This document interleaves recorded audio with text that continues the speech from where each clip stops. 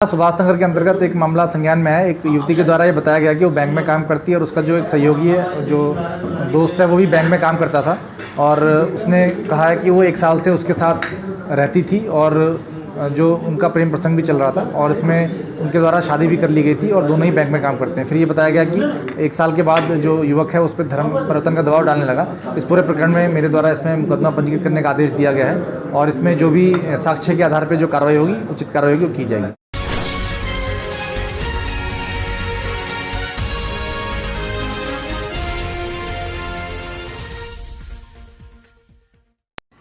हिंदू बनकर युवती के साथ किया 1 साल तक शारीरिक शोषण, बना रहा है धर्म परिवर्तन का दबाव।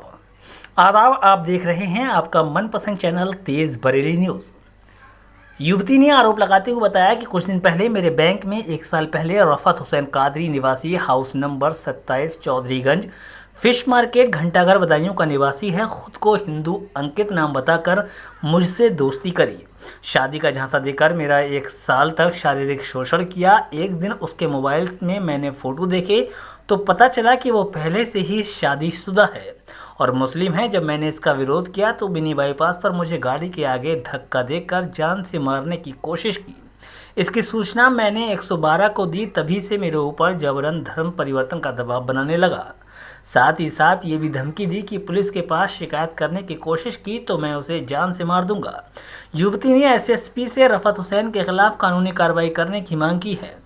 वहीं बरेली के एसएसपी रोहित सिंह सजवाण ने बताया कि थाना सुभाष नगर की रहने वाली युवती ने बताया है कि वो अपने बैंक के सहयोगी के साथ 1 साल से रह रही है और अब वो उस युवती पर धर्म परिवर्तन का दबाव बना रहा है, जिसके संबंध में एसएसपी बरेली ने मुकदमा पंजीकृत करने के आदेश दिए हैं। जो भी साक्ष्य सामने आएंगे उसके आधार पर कार्रवाई की जाएगी।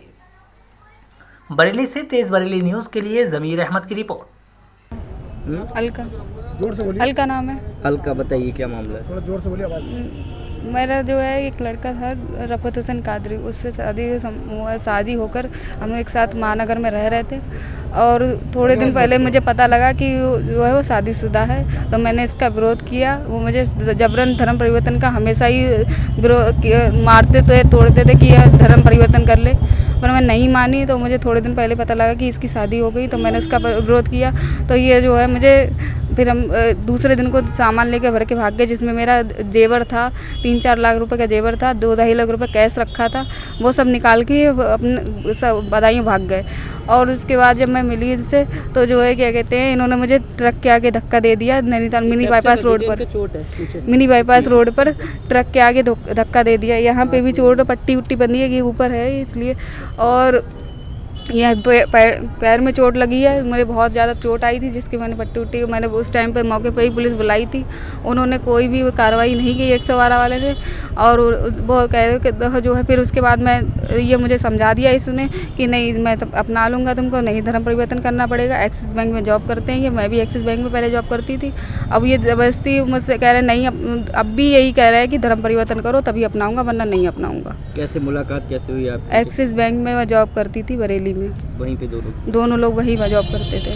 तो आप शुरू से ही जानती होंगी वो मुस्लिम है? नहीं, मैं नहीं जानती थी। इन्होंने जो, क्योंकि हम लोगों की बैंक ब्रांच चेंज थी। अच्छा। मैं ये बरेली सिविल लाइंस ब्रांच में थी, ये ट्यूलिप ब्रांच महानगर वाली ब्रांच में थे। क्या नाम बताया था इसने अपना पहले? इसने मुझे अंकित नाम बताया था। अंकित नाम बताया था। जी। और कैसे रहता था ये, क्या मतलब रहता किस तरीके से था? क्या हाथ में कलावा लावा पहनता था? कुछ बात बताइए, कैसे रहता था ये कभी हम ऐसा है कि हाँ मेरे सामने पूजा वूजा करते थे, तो मुझे पता था कि हाँ भाई पूजा कर रहा है इंसान तो मुस्लिम ही होगा, आपको वो हिंदू ही होगा, ये इस तरीके से। क्या मंदिर वगैरह भी गए आपके संग? हाँ, मेरे साथ मंदिर गए थे। मेरे जब मांग में सिंदूर भरा तो मैंने मंदिर में जाके ही भरा था। मंदिर गए थे मेरे साथ में। तो शादी कहाँ करी थी आपने? वो उधर हमारी तरफ एक मनोकामना देवी, वही उसी 9 देवी मंदिर भी बोलते हैं, मनोकामना देवी मंदिर बोलते हैं, उसी में मांग भर के दी थी इन्होंने। मांग भरी थी? हाँ, उसके बाद हम साथ में रहने लगे थे महानगर में। फिर जब साथ में रही था? हाँ, टीका उका भी लगाते थे। तब मुझे पता लगा कि हाँ ये जो है ये मुस्लिम है। तो मैंने कहा अब तो शादी हो गई, मैं निभा रही थी उस चीज़ को। फिर ये जबरन मुझे रोज़ ही मारते थे, बाल पकड़ पकड़, ऐसा कोई दिन नहीं जाता था ये मारते नहीं थे। तो कि तुम धर्म परिवर्तन करो, धर्म परिवर्तन करो, नहीं मानी तो फिर ऐसे ही चलता। मैंने कहा नहीं, मैं अपनी शादी निभाऊंगी, धर्म परिवर्तन नहीं करूँगी, चाहे तुम मुझे मार डालो पर मैं धर्म परिवर्तन नहीं करूँगी।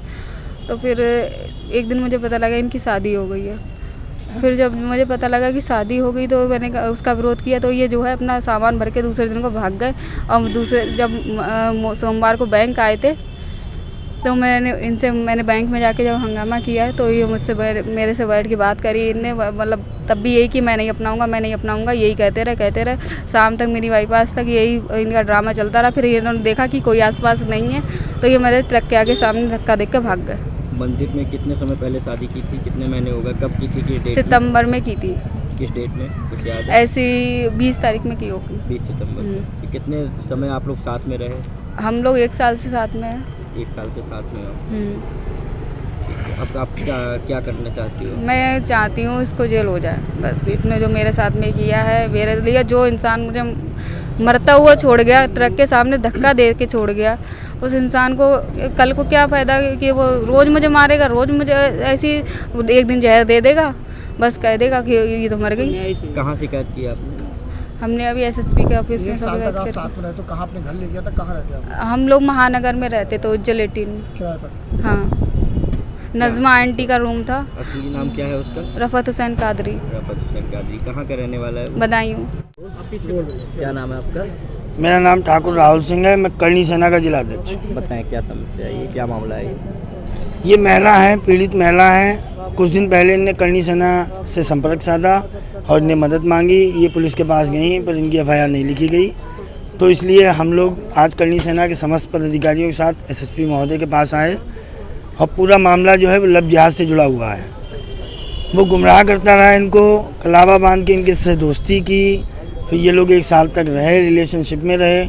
जब इन्होंने विरोध किया तो उनने मारने की कोशिश की।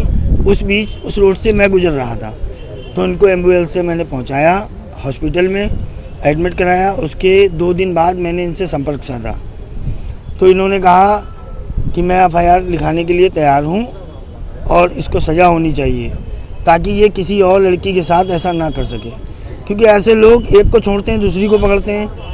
तो एसएसपी साहब ने आज आदेश कर दिए एफआईआर लिखने के और ये भी कहा है जल्द उसकी गिरफ्तारी होगी, उसको जेल भेजा जाएगा। कोई बच्चा भी 1 साल के साथ में रहा शादी करके?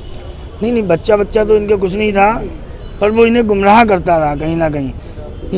इनका अबॉर्शन उसने जबरदस्ती करा। है एक युवती आई थी जो बैंक में जॉब करती है, उसने गंभीर आरोप लगाए हैं, क्या मामला है?